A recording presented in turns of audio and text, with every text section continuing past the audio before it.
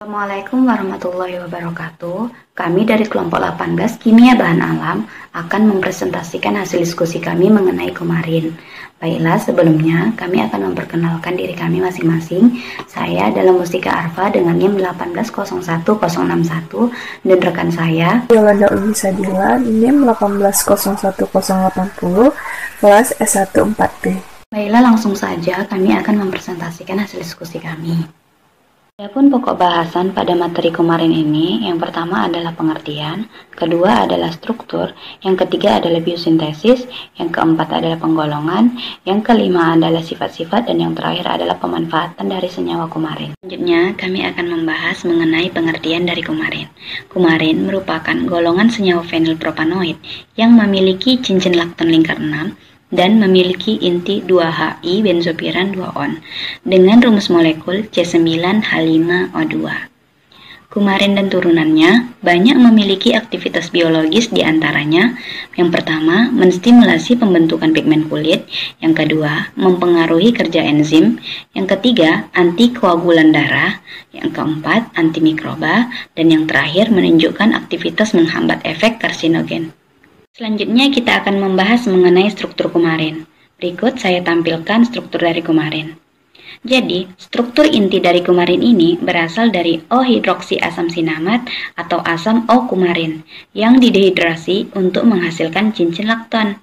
Senyawa kumarin mengandung atom oksigen sebagai hidroksil dengan gugus OH atau alkoksi dengan gugus OCH3 atau OC2H5 di posisi C7. Kita akan membahas mengenai biosintesis kumarin.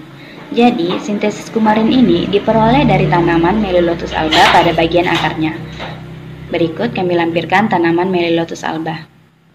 Sintesis kumarin ini bermula dari L-fenilalanin yang merupakan prekursor untuk kumarin. Yang mana L-fenilalanin ini terdapat pada tanaman Melilotus alba yang pertama kali diubah ke asam S-sinamik atau enzigen sinamik oleh aksi dari fenilalanin amonialinase atau disebut sebagai PAL.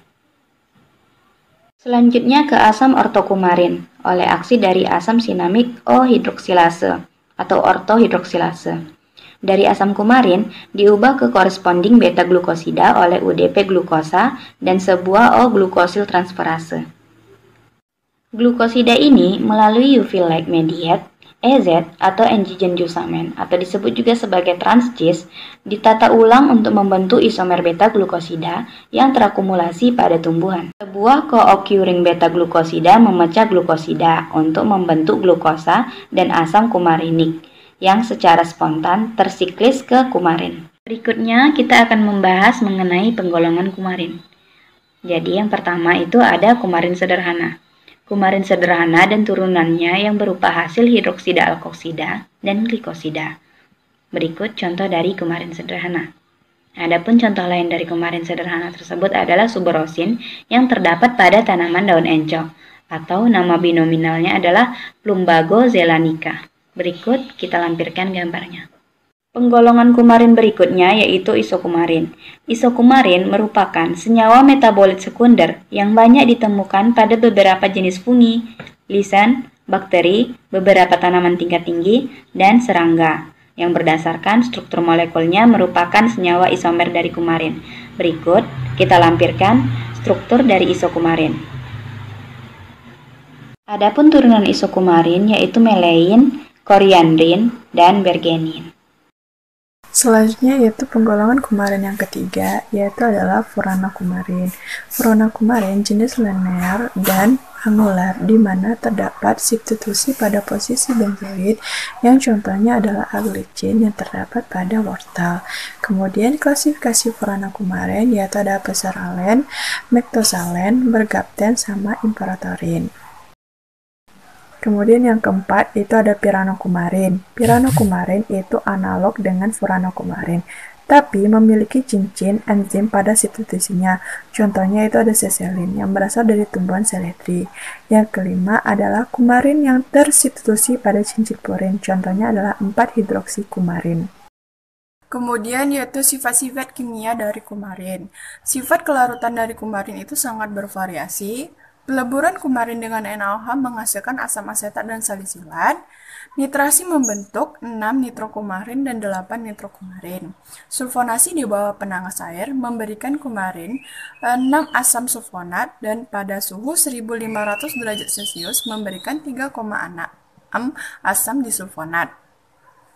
Halogenasi dalam kloroform pada suhu ruang dengan bromida menghasilkan kumarin 3,4 dibromida atau 3,6 dibromokumarin. Reduksi dengan amalgam natrium menghasilkan asam metilotat.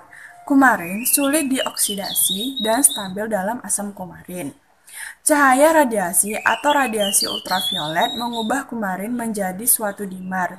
Titik lelehnya 263 derajat Celcius. Sifat-sifat fisika dari senyawa kumarin yaitu kristalnya berbentuk jarum dan tidak berwarna, titik lelehnya 670 sampai 690 derajat Celcius, titik didihnya 2970 sampai 2990 derajat Celcius, mulai menyublim pada suhu 1000 derajat Celcius, larut 0,25 gram per 100 ml pada suhu 250 derajat Celcius, larut 47,00 gram per 100 ml, etanol 70% pada suhu 400 derajat Celcius. Kristalnya berbentuk ortorombik atau rektangular. Pemanfaatan kumarin dalam bidang farmasi yaitu ada eskulin yang berasal dari tanaman Horsecaceae yang disebut sebagai penguat pembuluh darah vena dan proteagin terhadap pembuluh darah. Kemudian ada ekstrak sweet clover yang digunakan pada pengobatan gejala efisiensi pembuluh darah vena dan limfa. Kemudian ada beberapa furana kumarin yang merupakan photosensitizer yang diindikasikan untuk terapi psoriasis dan vitiligo.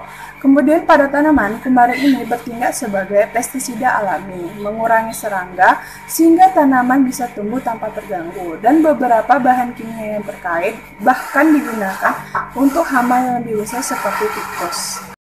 Cukup sekian video presentasi dari kami. Kalau ada kata yang benar, itu datangnya dari Allah. Kalau ada kata yang salah, itu datangnya dari kami sendiri. Terima kasih atas perhatiannya. Wassalamualaikum warahmatullahi wabarakatuh.